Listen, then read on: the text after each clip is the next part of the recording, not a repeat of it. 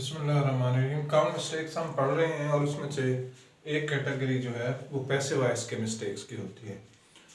और ये वाली कैटेगरी उस वक्त पैदा होती है कि जब हम बच्चों को कन्वर्शन सिखा रहे होते हैं कि जी एक्टिव वाइज को पैसे वाइज में कन्वर्ट कैसे किया जा सकता है। तो उसके लिए चंद बेसिक रूल उनको सिखाते हैं। मतलब 3 जनरल रूल सिखाए जाते हैं जिनमें से ये कहा जाता है कि जी आप सब्जेक्ट को ऑब्जेक्ट में बदल दें और ऑब्जेक्ट को सब्जेक्ट में बदल दें, ऐसे ही कहते हैं जी।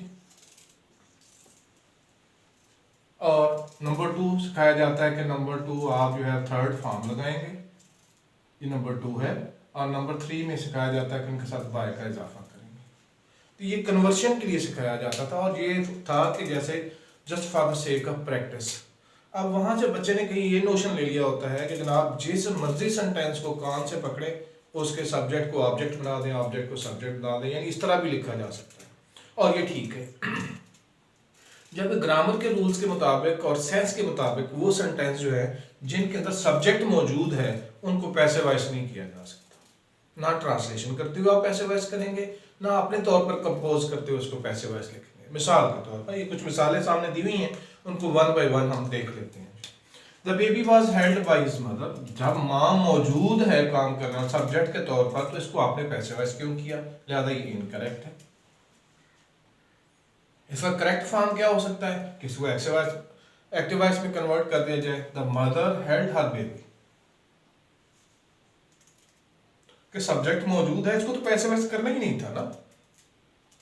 आप इतराज उठा सकते हैं कि जब ऐसे नहीं करना था तो फिर प्रैक्टिस के थ्रू क्यों सिखाया जाता है हमें।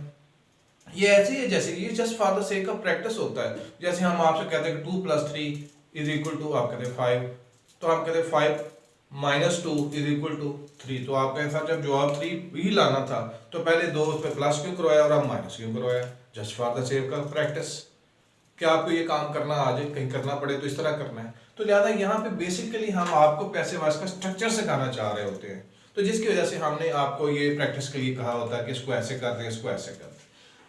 जबकि ग्रामर के रूल्स के मुताबिक और सेंस के मुताबिक जिन सेंटेंसेस में सब्जेक्ट मौजूद होता है, काम करने वाला मौजूद होता है, वो पैसे वाइज नहीं हो सकते, वो एक्टिव वाइज होंगे। तो लिहाजा इसका करेक्ट फॉर्म होगी the mother held her baby. दूसरा देखो, the wall was painted bye Jennifer, Jennifer ने वॉल को पेंट किया। जब जेनिफर मौजूद है तो लिहाजा फिर इसको पैसे वाइज करने की क्या जरूरत थी, सब्जेक्ट तो मौजूद है, काम तो करने वाला मौजूद था, तो लिहाजा जेनिफर पेंटेड द वॉल, ये इसकी करेक्ट फॉर्म होगी जी। ये इनकरेक्ट है जी और ये करेक्ट फॉर्म है जी। दोनों देख ली आपने। अब नेक्स्ट सेंटेंस को अगर हम देखें तो वो देख लेते हैं, result was declared by the principal, principal ने रिजल्ट डिक्लेयर किया। तो जब प्रिंसिपल मौजूद है, डिक्लेयर करने वाला मौजूद है, तो इसको पैसे वाइज करने की क्या जरूरत है। सीधी तरह कहें the principal declared the result, ये इसकी करेक्ट फॉर्म है। इससे ऊपर वाली इनकरेक्ट फॉर्म है।